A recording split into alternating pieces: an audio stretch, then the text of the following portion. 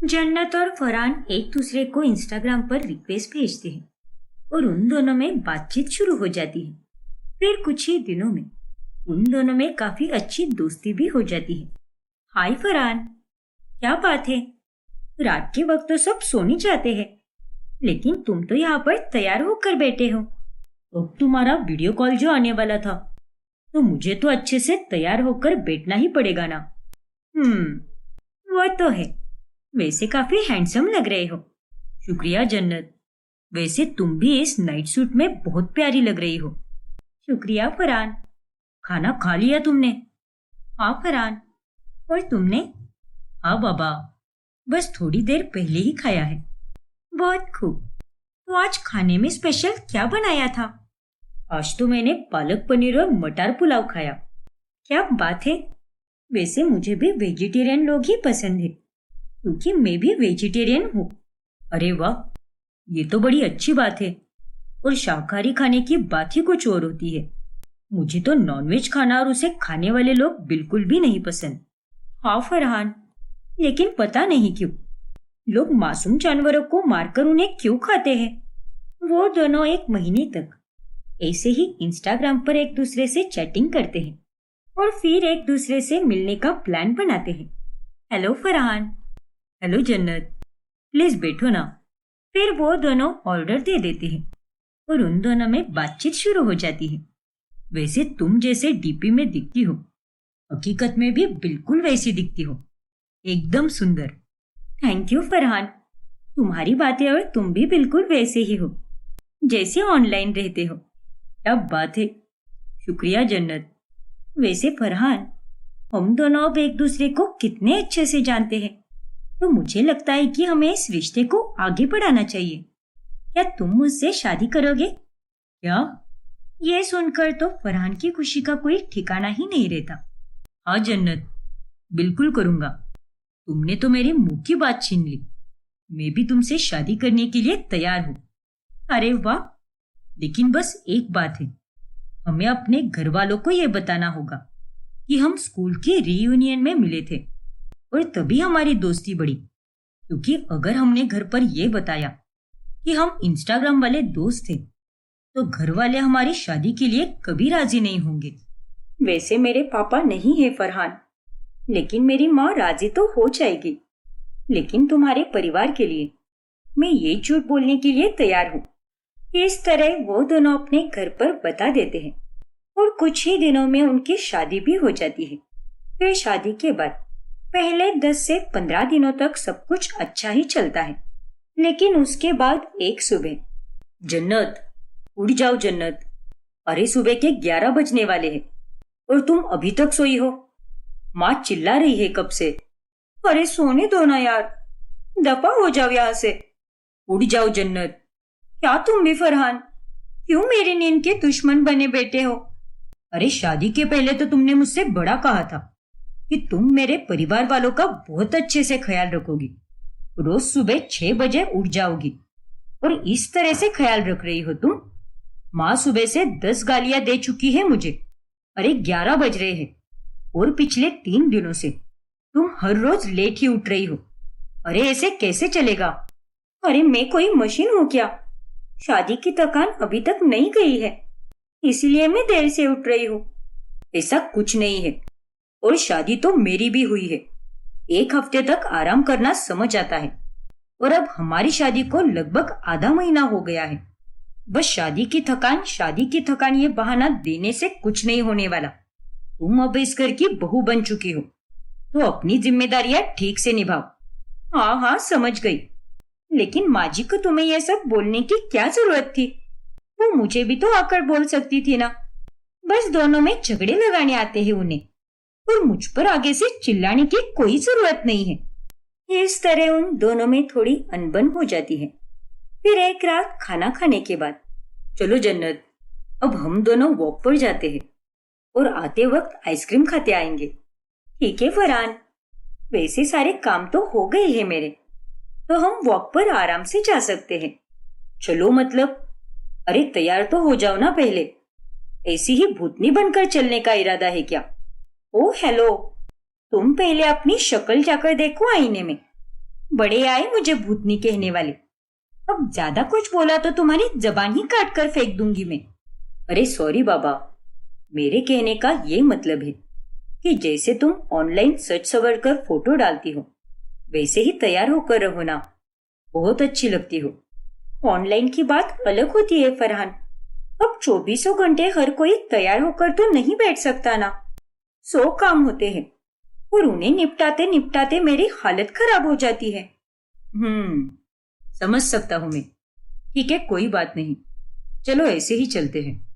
फिर वो दोनों वॉक करने निकल जाते हैं। फिर ऐसे ही एक रोज, अरे बहू, तूने रोटी सब्जी तो बनाई है, लेकिन तुझे पता नहीं क्या, तेरे पापा जी को चावल लगते हैं खाने में। माफ कीजिए माँ जी, मैं भूल ही गई, लेकिन कल से मैं चावल भी बना दिया करूंगी। अरे कल से नहीं, अभी बना दे। जाकर मसाले वाले चावल बना दे, और कल से एक प्रकार की दाल और चावल बिना भूले रोज बनाया करना, समझी कि नहीं? ठीक है माँ जी। वैसे तो फरहान इंस्टाग्राम पर बड़ा कहता था कि मेरी माँ तुम्हें अपनी बेटी जैसे ही रखेगी क्योंकि वो बहुत अच्छी है, लेकिन यहाँ तो इसकी माँ किसी हिटलर की बहन लग रही है। 1 महीने में ही इन्होंने मेरा जीना दुश्वार करके रखा है। फिर जन्नत को अपने ससुर के लिए मसाले वाले चावल बनाने पड़ते हैं। फिर जब फरहान जॉब से घर लौटता है तभी, वाह जन्नत, खाना तो एकदम कमाल का बनाया है तुमने। वैसे आज का दिन तुम्हारा कैसा रहा? बहुत जल्दी पूछ रहे हो फरहान। शादी के पहले तो बहुत लंबी लंबी फेंकते थे कि मैं दिन में 50 बार तुम्हें कॉल करूंगा और हम दोनों खूब बातें करेंगे, लेकिन यहाँ तो तुम ऑफिस जाने के बाद मुझे भूल ही जाते हो कि तुम्हारी कोई बीवी भी है। कहीं और चक्कर वक्कर तो नहीं चल रहा ना तुम्हारा? अरे ये तुम कैसी बातें कर रही हो जन्नत, ऐसा कुछ भी नहीं है। देख बहू, मेरा बेटा इतना भी नालायक नहीं है कि वो ये सब करता रहे।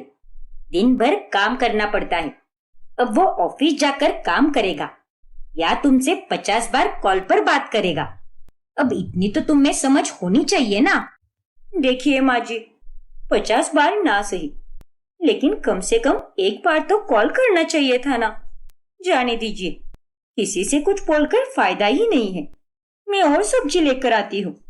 फिर एक दिन, अरे यार माँ, क्या अब भी मेरे काम की फाइल्स अपने कबाड़ी वाले को क्यों दे दी? अब मैं क्या करूंगा? सच में आप में तो थोड़ी सी भी अकल नहीं है। अरे बेटा, मुझे लगा कि ड्रॉवर में सारा कबाड़ पड़ा है, इसीलिए तेरे काम का उसमें कुछ भी नहीं होगा। छोड़ो माँ, आपसे तो बात करना ही बेकार है। इतना कहकर फरहान गुस्से में वहां से चला जाता है। तभी उसे अपने दोस्त का फोन आता है। और भाई, कैसा है? शादी के बाद तो तू अपने दोस्तों को भूल ही गया है। हाँ, अबे क्या काम है तेरा घोचू कहीं का? चल फोन रख, मैं तेरे जैसा बिल्ला नहीं बेटा हूँ, घनचक्कर कहीं का। फरहान का ये बर्ताव देखकर जन्नत को बहुत गुस्सा आता है। अरे जब से हमारी शादी हुई है तब से मुझे ऐसे क्यों लग रहा है कि मेरी शादी फरहान से नहीं बल्कि किसी अनजान लड़के से हुई है। क्या? अब तुम ये सब क्या बोल रही हो? क्योंकि जिस फरहान को मैं जानती हूँ और जिस फरहान से मैंने प्यार किया वो तो कोई और ही था। लेकिन अब समझ आ रहा है मुझे कि तुमने मुझे खुश करने के लिए शुरुआत में सब झूठ बोला। अरे पहले तो तुम कितनी अच्छी बातें करते थे और मुझे लगा कि तुम एक संस्कारी और गुणी लड़के हो, लेकिन ना तो तुम अपने दोस्तों से ठीक से बात करते हो और ना ही अपनी माँ से। अरे ऐसा कुछ भी नहीं है जन्नत, अब मेरी फाइल नहीं मिल रही तो ऐसे में मैं गुस्सा करूंगा नहीं तो क्या करूंगा? और गुस्से में तो आदमी कुछ भी बोल देता है ना। और जरूरी थोड़ी ना है कि एक इंसान 24 घंटे वैसे ही बातें करे। चुप रहो तुम। जब से मैं यहाँ पर आई हूँ तब से देख रही हूँ, हर गुजरते दिनों के साथ तुम मेरा दिल दुखाते जा रहे हो। अगर तुम्हारा दिल दुखता है तो दुखे, लेकिन मुझे मेरी फाइल ढूंढनी है। मेरे पास इतना फालतू का समय बिल्कुल नहीं है जो मैं तुम्हारे साथ बहस करने में वक्त बर्बाद करूं। खुद ने ही फाइल बाहर के ड्रॉवर में रखी और अब ऊपर से माँ जी पर चिल्ला रहे हो। देखो जन्नत, अब तुम प्लीज शांत हो जाओ। पहले ही मैं गुस्से में हूँ, इसीलिए मेरा और दिमाग गरम मत करो। फरहान और जन्नत के झगड़े की आवाज सुनकर सास ससुर पुष्पा और सुनील वहां पर आ जाते हैं। क्या हुआ है बेटा? अरे मिल जाएगी तेरी फाइल। और बच्चों, आपस में इतना झगड़ क्यों रहे हो तुम दोनों? शादी को अभी तो बस 1 महीना ही हुआ है और अभी से तुम्हारा ये हाल है। अरे पापा, आप अपनी बहू को समझाओ। नहीं पापा, आप इसे ही समझाओ। इसने मेरी नाक में दम करके रखा है। देखो, तुम दोनों एक दूसरे को समझ कर लो और अपने गुस्से पर काबू रखो। इतना कहकर सुनील और पुष्पा वहां से चले जाते हैं। लेकिन दिन ब दिन फरहान और जन्नत के बीच झगड़े कम होने की जगह बढ़ते ही जाते हैं। ऐसे ही एक रोज, चल बहू, आज तू खाने में चिकन तंदूरी बना दे। बड़े दिन हो गए हैं, हमने नॉनवेज ही नहीं खाया। क्या? अरे आप क्या बोल रही हो माँ जी? मैं प्योर वेजिटेरियन हूँ, तो मैं ये चिकन तंदूरी नहीं बनाने वाली। मुझे तो इसकी बदबू भी नहीं पसंद। क्या? बदबू नहीं पसंद? अरे तो फिर मास्क पहनकर बना ले, लेकिन बनाना तो तुझे ही पड़ेगा। अरे माँ जी, आप लोग ये सब कैसे खा सकते हो? और फरहान ने तो मुझे कहा था कि आप लोग वेजिटेरियन हो, तो फिर अब आप ये क्या बोल रही हो? नहीं बहू, तुझे कोई गलतफहमी हुई है। हम लोगों को नॉनवेज खाना बहुत पसंद है, बल्कि मेरे फरहान को तो तंदूरी चिकन बहुत ही ज्यादा पसंद है। ये सुनकर जन्नत का माथा और ज्यादा गर्म हो जाता है। आई एम सॉरी जन्नत, ये देखो, मैंने तुम्हारे लिए ये मलाई बर्फी लाई है, तुम्हें बहुत पसंद है ना? चुप हो जाओ फरहान, मुझे तुमसे कोई बात ही नहीं करनी। अरे तुम एक नंबर के झूठे और फरेबी लड़के हो। तुमने ना जाने मुझसे कितना कुछ झूठ बोला है।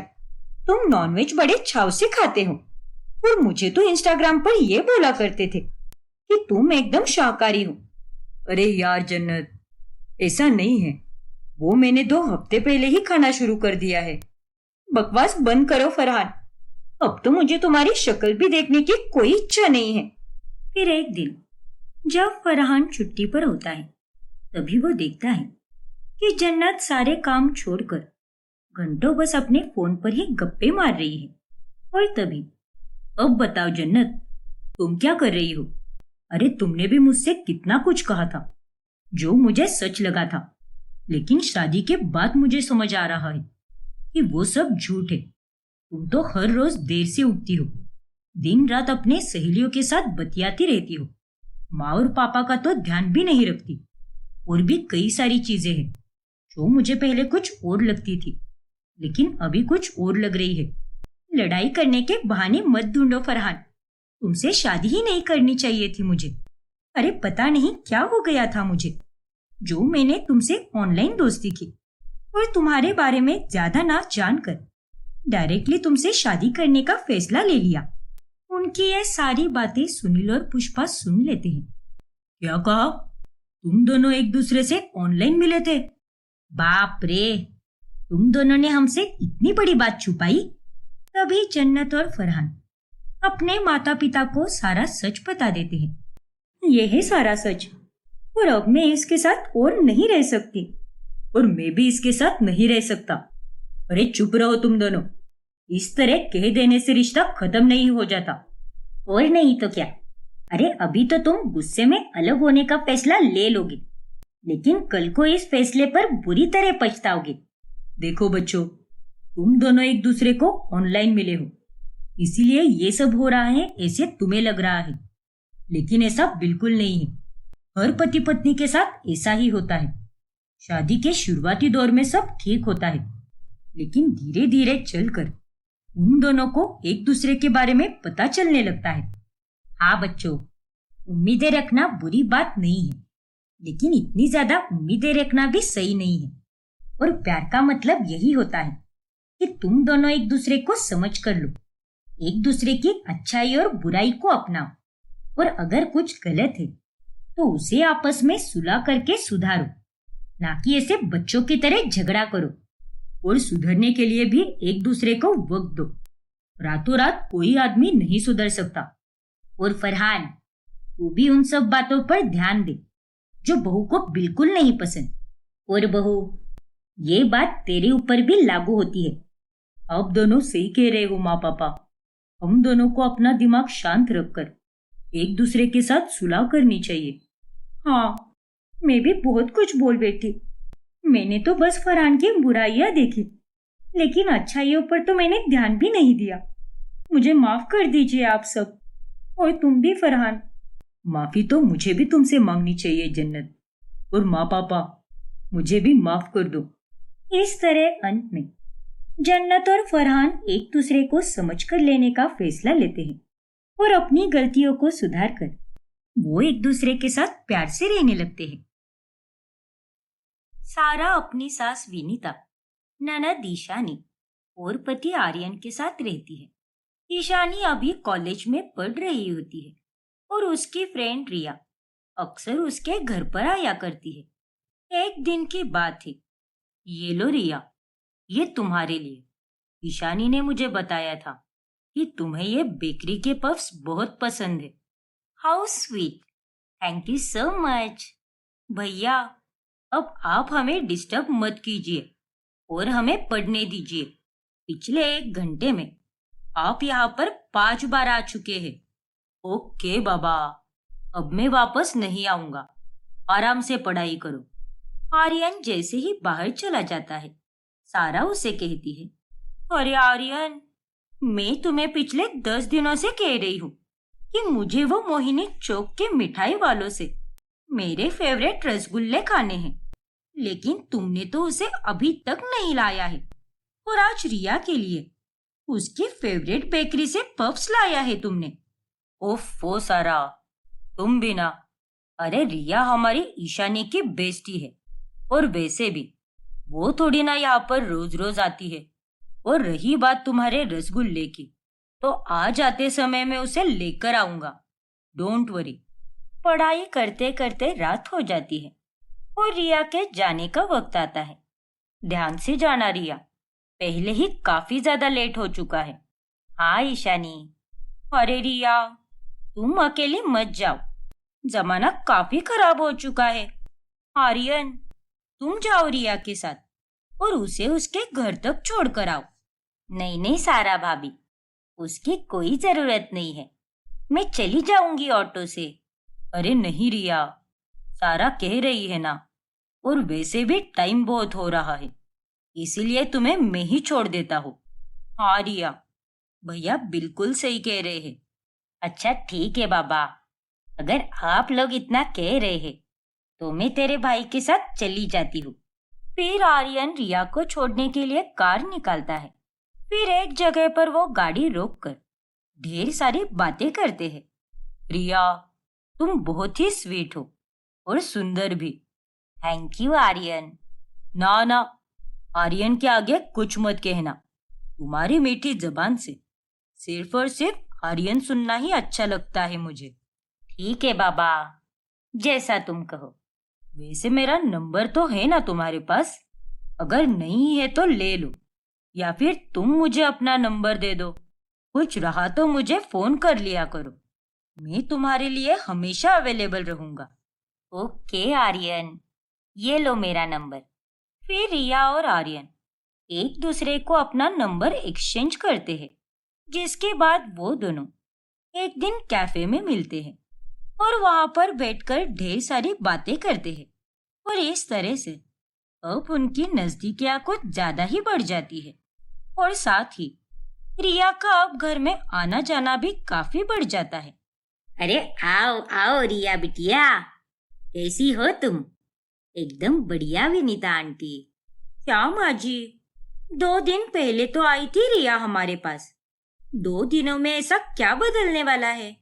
अरे रिया, तुमने तो मुझे बताया भी नहीं कि तुम आज यहाँ पर आने वाली हो। हाँ तो उसमें क्या होता है?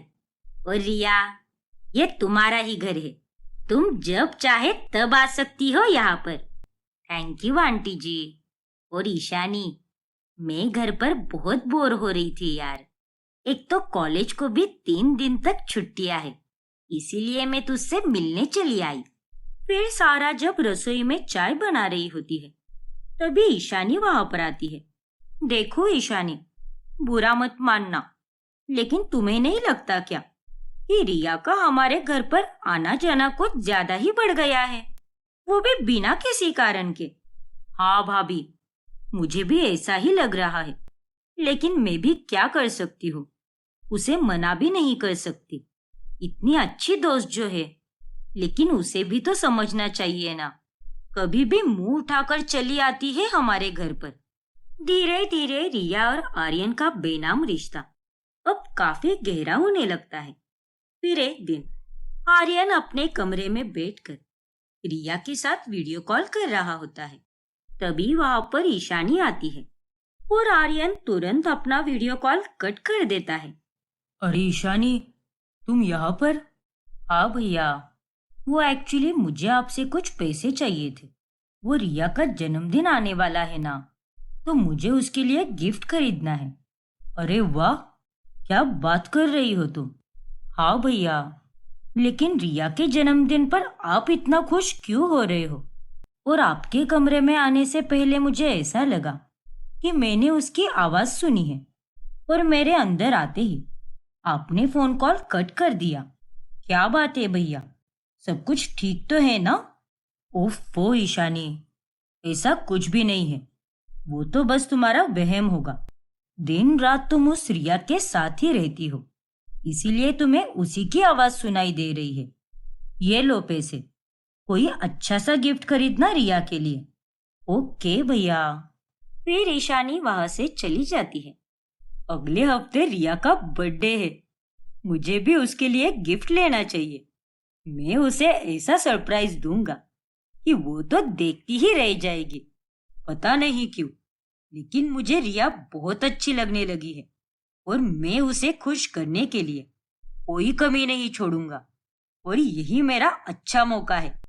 फिर आर्यन रिया के लिए महंगे महंगे गिफ्ट्स खरीदता है और उसके ऊपर एक नोट लिख देता है जिस पर स्वीट हार्ट लिखा होता है।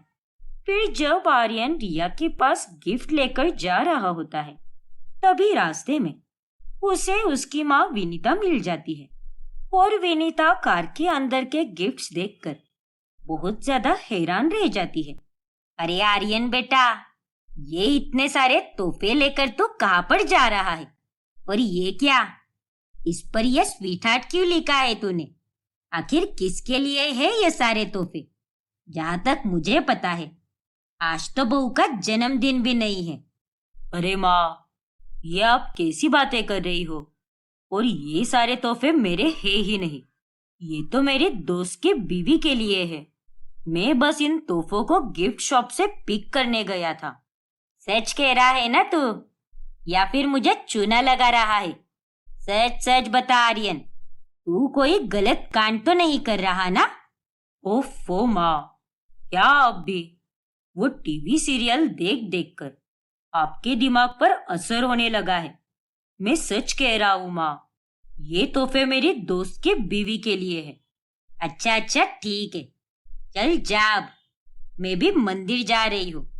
अरे तो बैठो ना माँ, मैं आपको मंदिर तक छोड़ देता हूँ, धूप भी काफी है बाहर। इस बार आर्यन जैसे तैसे बच जाता है, और जब वो रिया से मिलता है तब वो उसे सारे गिफ्ट्स दे देता है, जिन्हें देखकर रिया बहुत खुश होती है, और वो आर्यन को गले से लगाती है। फिर वो दोनों साथ मिलकर केक कट करते हैं और अच्छा टाइम स्पेंड करते हैं।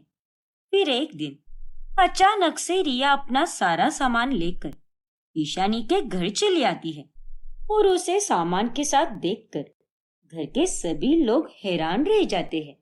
अरे रिया बिटिया, तुम यहाँ पर क्या कर रही हो? वो भी इतना सारा बोरिया बिस्तर लेकर? क्या बात है, सब कुछ ठीक तो है ना? हाँ रिया, तुम्हारे घर पर कुछ हुआ है क्या, जो तुम इतना सारा सामान लेकर आई हो? अरे नहीं सारा भाभी, विनीता आंटी, मेरे घर पर सब कुछ ठीक है।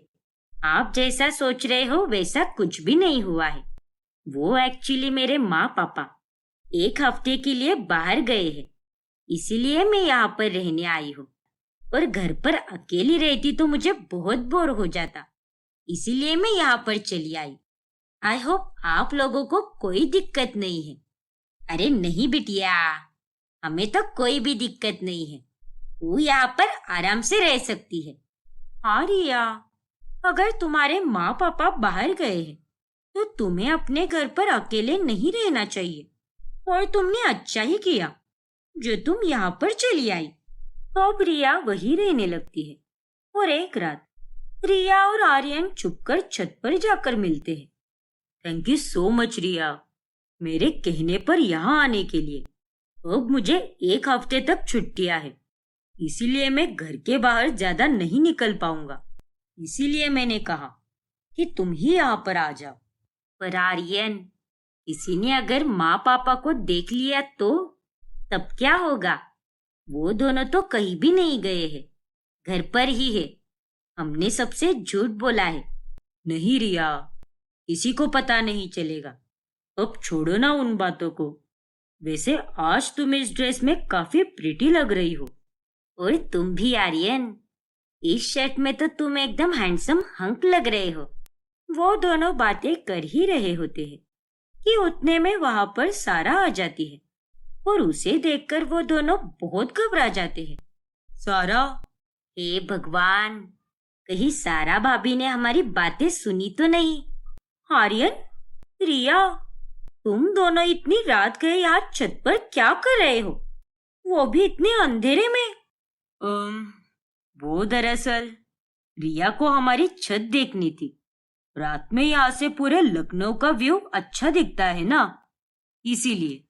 हाँ भाभी, वही बात थी और कुछ नहीं। लेकिन तुम यहाँ पर क्या कर रही हो सारा? अरे सुबह सुबह मैं यहाँ पर नोवेल पढ़ने आई थी और यहीं पर भूल गई, उसे ही लेने आई हूँ। अच्छा, ऐसी बात है क्या?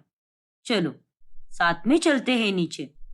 आर्यन और रिया पर सारा को अब शक होने लगता है और अगले ही दिन वो ईशानी से बात करती है। सारा भाभी, सच कहूँ तो मुझे भी रिया और भैया पर बहुत डाउट हो रहा है। उस दिन भी मैं जब भैया के कमरे में जा रही थी तब मुझे बाहर से रिया की आवाज सुनाई दी, मानो वो और भैया फोन पर एक दूसरे से बात कर रहे थे।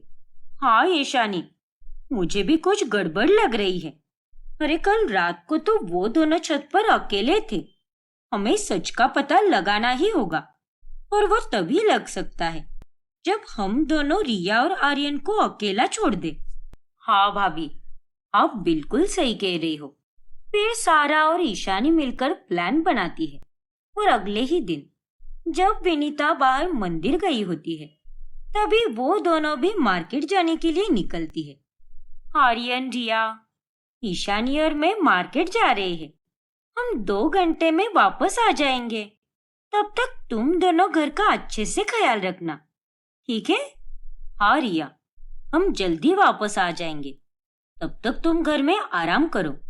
घर का ख्याल भैया रख लेंगे।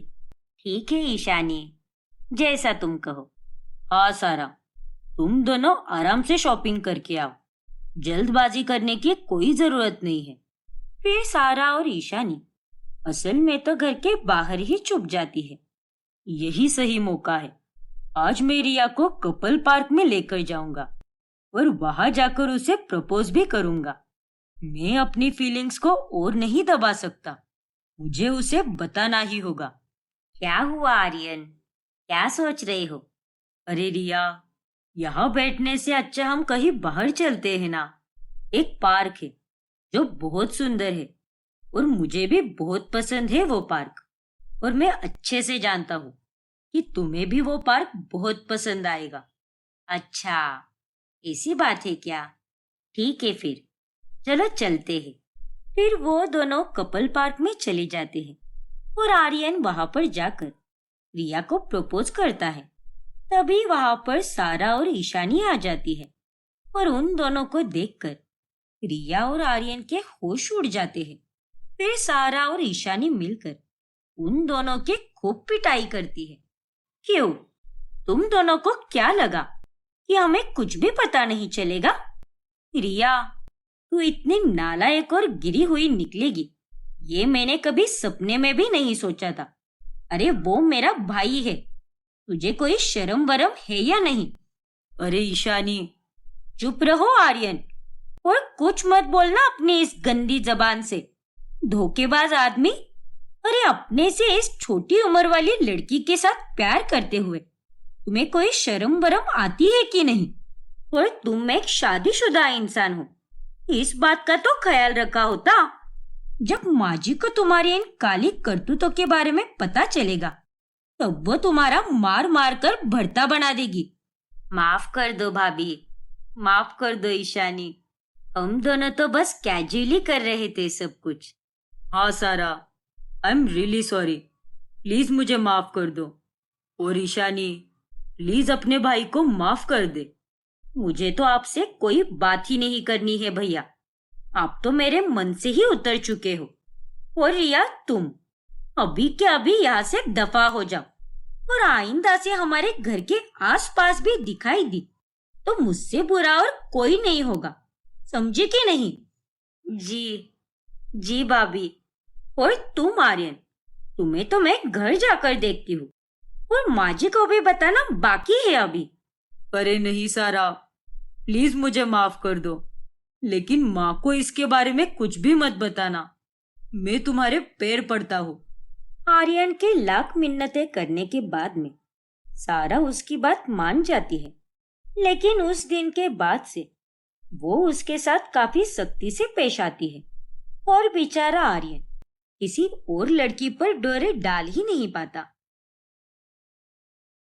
नव्या अपने पति मिहिर के साथ रहती है। उनके घर पर एक काम वाली भी आया करती है, जिसका नाम चमन बहार होता है। अरे चमन, तुम आ भी गई? तुम तो बड़ी टाइम की पक्की निकली। हाँ दीदी, अरे दुनिया हुई जाए आर पार, पर जो टेम पर आवत है उका कहत है चमन बहार। नाइस। अच्छा, जल्दी से सारे काम निपटा लो, क्योंकि मुझे आज शॉपिंग करने जाना है। ठीक बात दीदी, अब भाई हम शुरू करे थे अपन काम एकदम सुपर फास्ट इंजीनियर की तरह, ये स्पीड में करेंगे। ठीक है चमन। फिर अगले दिन जब मिहिर एक हफ्ते बाद अपने बिजनेस ट्रिप से वापस लौटता है, तभी वो नव्या से कहता है, क्या यार नव्या, तुम भी जब तुम इस्त्री वाले को कपड़े दे रही थी तब तुमने ठीक से कपड़े नहीं देखे थे क्या? अरे मेरे शर्ट्स कितने मैले थे। क्या? और नहीं तो क्या यार। अरे वो काम वाली चमन ठीक से कपड़े भी नहीं धोती, मुझे वहां पर ये 2 शर्ट ही 2-2 दिन पहनने पड़े। उसने तो मेरे पूरे मूड की बैंड ही बजा दी। हे भगवान, आई एम सॉरी मिहिर, मैं अगली बार से ध्यान दिया करूंगी, और चमन से कहूंगी कि वो कपड़ों को ठीक से धोया करे। हाँ प्लीज यार, तुम्हें क्या है, तुम तो दिन भर घर पर ही रहती हो, लेकिन मुझे बाहर ऑफिस में 4 लोग मिलते हैं, उनके सामने ऐसे मैले कपड़े पहनूंगा तो मेरी रेपुटेशन क्या रहेगी? हाँ मिहिर, मैं तुम्हारी बात समझ सकती हूँ, मैं करूंगी उससे बात। फिर नव्या अगली बार से ध्यान देने लगती है, और अगर कपड़े ठीक से ना धुले हो तो वो उन्हें फिर से एक बार धो देती है। अब ये छोटी छोटी शिकायतें मैंने चमन से की तो वो काम छोड़ने पे बैठी है। एक तो आजकल काम वालियों के तेवर भी कितने बढ़ गए हैं, कोई काम वाली सही नहीं रही। ना बाबा ना, मैं अपनी काम वाली के साथ कोई हुज्जत नहीं करने वाली, इससे अच्छा तो मैं ही काम कर लूं थोड़ा। फिर एक दिन जब मिहिर बाथरूम में जाता है, तभी वहां फर्श पर पड़े हुए साबुन पर पैर लगकर उसका पैर फिसल जाता है, और वह बुरी तरह फर्श पर गिर जाता है। हाय रे, मर गया मैं तो। क्या हो गया मिहिर? ओह नो, तुम्हें डिस्को डांस करने के लिए बाथरूम ही मिला था क्या? अरे मेरी देड़शानी बीवी, मुझे किसी पागल कुत्ते ने काटा है क्या जो मैं बाथरूम में डिस्को डांस करते बैठूं? अरे उस चमन के कारण हुआ है ये सब। क्या? चमन के कारण? लेकिन चमन तो कब की चली गई काम करके, वो तुम्हें यहाँ पर गिराने कैसे आ सकती है फिर? ये देखो, ये साबुन को तो वो फर्श पर ही छोड़कर चली गई, सारा फर्श स्लिपरी है, उसने यहाँ पर पानी डालकर जरा सी भी सफाई नहीं की है। अरे ऐसे कौन करता है भला? आज तो मैं बाल बाल बच गया, लेकिन अगर मुझे कोई चोट लग जाती तो?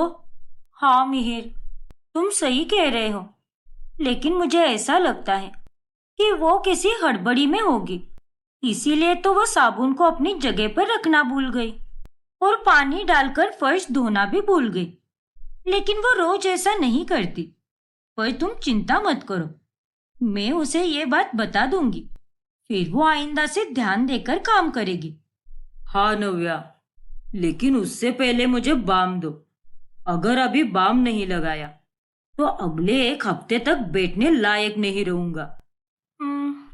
हाँ मिहिर, अभी देती हूँ। फिर नव्या अगले दिन चमन को ठीक से काम करने के लिए कहती है, लेकिन वो उसकी किसी बात को सीरियसली नहीं लेती और सर हिलाते हुए हाँ कहकर वहां से चली जाती है। फिर एक दिन जब चमन पोछा लगा रही होती है, तभी वहां पर मिहिर आ जाता है। दया रे दया, अरे ओ साहब, अभी वहीं पर रुक जाओ। अरे लेकिन क्यों चमन, मुझे घर के अंदर आना है। अरे साहब, आपकी अखवा में का धूल मिट्टी चला गया है का? दिख नहीं रहा का? हम पोछा लगा रहे हैं। अगर इका हमने ठीक से साफ नहीं किया तो आप उका बिल भी हमारे नाम पर ही फाड़ दई है। हमका नहीं पता, और फर्श गंदा हुई गई तो हम दोबारा से पोछा नहीं लगाने वाले, कह दे रहे हैं। अच्छा अच्छा ठीक है, शांत हो जा, मैं रुकता हूँ यहीं पर। जी ठीक बा, लेकिन फैन तो चला दो। नाना साहब, हमने फैन चलाया तो आप बोलोगे कि हमका पसीना आवत है, ओकरे खातिर हम अपन खातिर फैन लगाए रही। ओफो चमन, मैंने ऐसा कब कहा? आपका कुछ भरोसा नहीं साहब, कब का बोल के तीर मार दो, पता नहीं चलत रही। मिहिर को चमन के उल्टे जवाब और बेबाक बात करने का तरीका बिल्कुल पसंद नहीं आता। फिर वो बाद में नव्या पर गुस्सा निकालता है। नव्या, तुम्ही ने उस चमन बहार को अपने सर पर चढ़ा रखा है, वरना उसकी क्या मजाल है मुझसे इस तरह बात करने की। मैं अगर चाहता तो उसे बहुत सुनाता वहीं पर, लेकिन वो अच्छा नहीं लगता, इसीलिए मैं चुप रहा। लेकिन तुम उसे समझा दो कि मुझसे इस तरह से बात ना करे, और जबान चलाने से अच्छा तो हाथ चलाए तो ज्यादा बेहतर रहेगा। ठीक है बाबा, मैं चमन से कह दूंगी, लेकिन तुम अभी हाइपर मत हो। मैं तुम्हारे लिए खाना लगाती हूँ। आज तुम्हारे लिए चमन ने तुम्हारी फेवरेट मटर पनीर की सब्जी बनाई है, और तो और मैंने अपने हाथों से बीटरूट का रायता भी बनाया है। तुम्हें वो बहुत पसंद है ना? हाँ नव्या, ठीक है, मैं अब भी फ्रेश होकर आता हूँ। फिर मिहिर जब पनीर की सब्जी को खाने जाता है, तभी वो देखता है कि सारे पनीर के पीसेस कच्चे ही है। ओह गॉड नव्या, ये देखो, पनीर के सारे पीसेस कच्चे हैं। इसने तो इन्हें तला भी नहीं।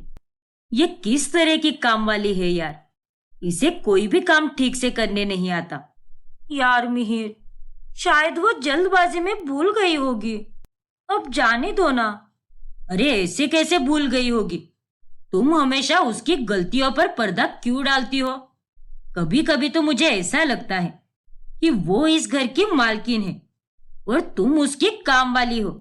सच में नव्या, मैं तो इस चमन बहार से परेशान हो गया हूं। फिर अगले दिन, देखो चमन, साहब के साथ तुम बात ही किया मत करो, और हाँ, थोड़ा काम पर भी ध्यान दिया करो। कल वो फिर चिल्ला रहे थे कि पनीर की सब्जी में पनीर ही कच्चा है, तुमने उसे क्यों नहीं तला? देखो दीदी, हमका ये रोज रोज की चिक बिल्कुल नहीं पसंद। हम आपसे कह दे रहे हैं, फिर कहना मत कि हमने आपको बोला नहीं। अरे नहीं नहीं चमन, तुम मुझे थोड़ा गलत ले रही हो। ऐसी कोई बड़ी बात नहीं है, मैं तो बस तुम्हें ऐसे ही बता रही थी, और मैं जानती हूं ना कि तुम कितनी मेहनती और अच्छी हो। और तुम्हारे जैसी काम वाली तो मुझे ढूंढकर भी नहीं मिलेगी। हाँ दीदी, चलो अब हम चले थे। वो बचा हुआ कपड़ा कल कर देंगे और छत का सफाई भी। चलो बाय बाय। अरे लेकिन चमन। अच्छा ठीक है, बाय बाय। नव्या अब चमन से परेशान हो जाती है। अरे यार, अभी कुछ देर में मिहिर भी आ जाएगा। नहीं, उसके आने से पहले ही मुझे सब कुछ चेक करना होगा। कहीं आज फिर से इस चमन ने कोई घोटाला न किया हो, वरना ये मिहिर तो फिर से मुझ पर ही बरसेगा। फिर थोड़ी देर बाद में मिहिर घर पर आता है और तब वो देखता है कि नव्या साफ सफाई कर रही है। अरे नव्या, ये तुम क्या कर रही हो?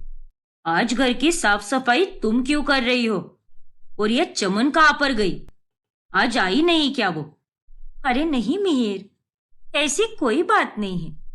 वो आई थी आज, लेकिन फिर भी घर बैठे बैठे मैं बोर हो रही थी, इसीलिए मैंने सोचा कि थोड़ी साफ सफाई ही कर लूं।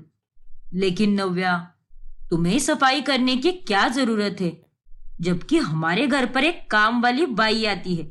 ये सारे काम तुम्हें उससे करवाने चाहिए। तुम उससे काम क्यों नहीं कराती हो? अरे उसे क्या हम फ्री में काम कराते हैं क्या?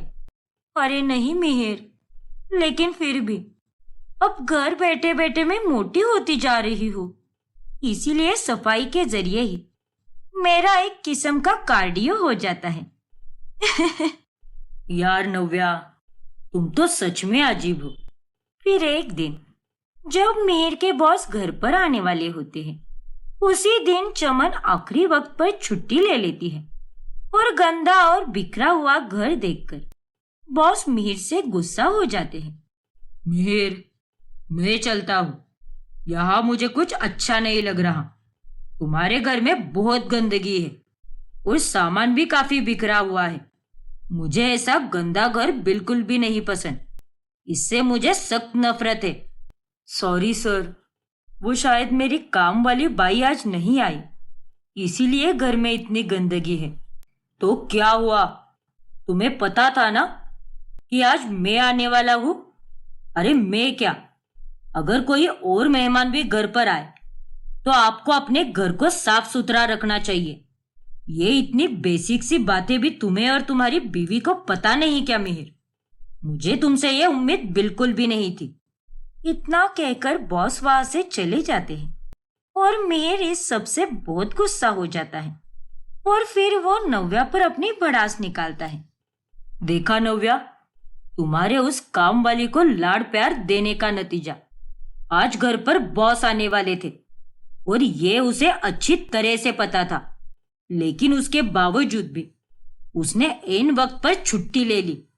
इतना गैर जिम्मेदार और नालायक कोई कैसे हो सकता है भला? ये सब तुम्हारे ही लाड़ प्यार का नतीजा है। हाँ मिहिर, मैं समझ सकती हूँ, लेकिन अब मैं भी क्या करूँ? अरे तुम कुछ करती ही कहाँ हो? तुम तो बस उस चमन बाहर की गलतियों को बढ़ावा देती रहती हो। तुम्हें अगर कुछ उसे कहने के लिए कह दो तो तुम्हारे मुंह में तो दही जम जाता है। अरे क्या कहूँ मैं उससे मिहिर? तुम नहीं जानते, लेकिन मैं जानती हूँ कि आजकल की काम वालियां कैसी होती है।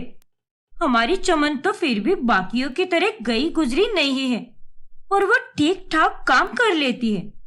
अगर मैं दूसरी काम वाली बाई लगाऊंगी तो वो भी ऐसे ही काम करेगी।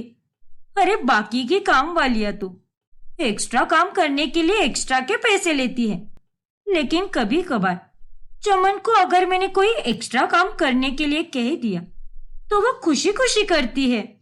देखा, अरे तुम्हें तो अभी भी उस चमन की ही पड़ी है। यहाँ पति के साथ क्या हो रहा है वो तो तुम्हें कुछ भी नहीं दिख रहा। बस बहुत हुआ नव्या, अब इस घर में या तो मैं रहूंगा या फिर वो चमन। अब उसका फैसला तुम्हारे हाथ में है। ठीक है मिहिर, तो बांध लो अपना बोरिया बिस्तर और चले जाओ यहाँ से, क्योंकि मैं तो चमन को निकालने से रही। क्या? हाँ मिहिर, क्योंकि मैं जानती हूँ कि अगर तुम चले जाओगे तो थोड़ी देर बाद वापस भी आ जाओगे, लेकिन वो अगर काम वाली चमन चली गई तो घर का सारा काम मुझे ही करना होगा और इतना बड़ा रिस्क मैं नहीं ले सकती। नव्या इतना कहकर वहां से चली जाती है और बेचारा मिहिर अपना सर पकड़ लेता है।